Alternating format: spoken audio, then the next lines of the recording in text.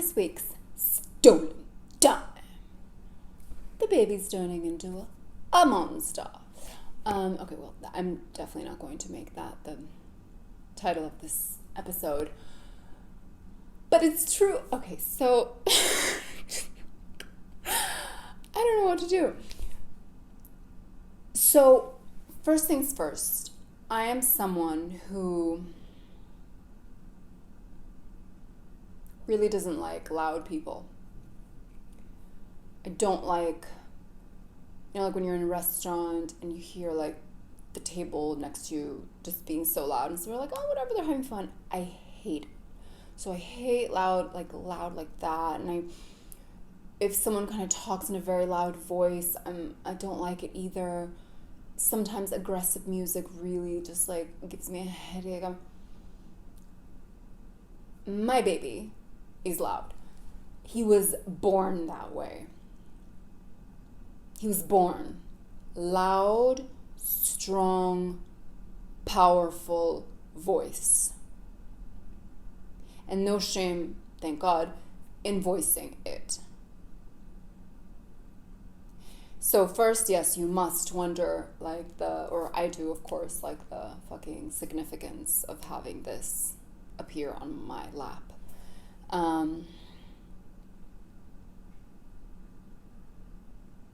But I have such a, I could cry. It's such a physical response that I have to noise and light. In fact, I don't like daylight. I love clubbing. I used to love, in my past life, I loved clubbing and I love noise like that in that environment. But even in clubbing, I always have earplugs in my ears. Like I have sensitive ears. So, and I hate daylight so much that I actually would love to, if it was up to me, if it was a sunny day, I would just kind of close the curtains and just kind of pretend that it's night most of the day. But of course, like with the baby, you want to be like, it's daylight, life is beautiful, here's the weather. Even though that's not really how I feel about sunny days. So the sun actually affects me physically. I feel like this. And the yelling, I also feel like this. And it feels like, the nails on a chalkboard, even though his yelling is not screechy, it's just fucking loud. And I love him, and I have to it's like, I feel like the key to all of, I don't know what to do. So it almost seems like, okay, there's lots of things that come to my mind. First of all, I just want to say, how when you don't have kids and you're at a restaurant and you hear some child screaming in some table and you're like, oh my God, so annoying. And I was like, parents, I like to shoot them a dirty look. Now I'm like, I doubt they are enjoying this at all. My heart now feels like, oh my God, you hate this as much as we all do. I don't imagine any parent enjoys screaming children or babies. So I think what's challenging is like when he's little and he's screaming, you're like, he doesn't know any better or something. But what it feels like, and I'm going to talk more about this in some other episode, is as if overnight, it's like I blinked and I looked back and all of a sudden he has opinions and he's so aware and his yelling is not like, it's like, like it's like so directed and so, it's like even more guided and specific. And I'm like, I feel like I'm, how they say don't have your baby boss you around. I don't know if you've heard this, but it's like a thing. And I always am like, what are you talking about? You just boss them around. But I see how it happens because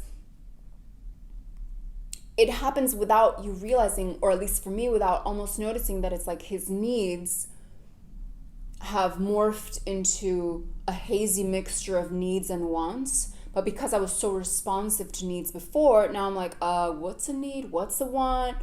Where does my heart go out to you? And where do I draw a line? Like, where is it that you're helpless and you need my help? And where is it that you're fucking human. Just like being demanding because you don't know any better and not even aware that you're testing boundaries or asking for boundaries. Like, and I'm not aware really that he's doing that. So it's this whole new process for everyone where the yelling that was just like something that I was accepting before, even though it was challenging, has now become like a behavior that I'm going to look at.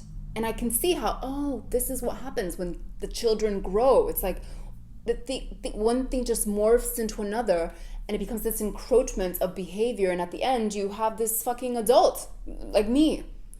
But it all happened in this like that way. And I have no idea what I'm going to do, but I know that not every child is like this because I went on a walk with a friend of mine who has a child.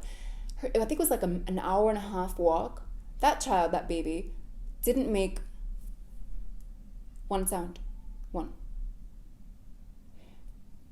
My baby was screaming so loud that I could barely hear her.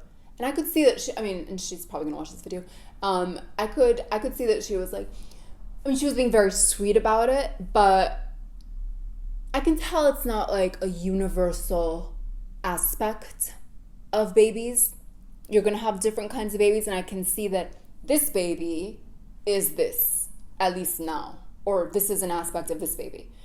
So it's driving me fucking crazy. I don't know how to deal with it. I will know how to deal with it, just not yet. And that's that. So thank you for tuning in and letting me steal your time, and hit the bell icon to get notified when I release new episodes, and subscribe. And I do want to add a rant, rave, or a tip. And it's going to be a tip. There's this practice and a rave. Tips are usually raves as well, if you haven't noticed. So this is practice of taking a hot washcloth, and I know I talked about my face and cleaning it with oil, which is true, but it seems like I'm obsessed with washcloths. You can also do something, which is you take this washcloth in boiling water and you scrub your body vigorously. Apparently, this is a fantastic way of like improving circulation, maybe removing toxins, and I don't know what. I think it's like a macrobiotic thing. So maybe I'll look it up and put a link in the information. I'm not sure yet. We'll see if it's there or not. But that's my tip. It's been like the most amazing, invigorating shower.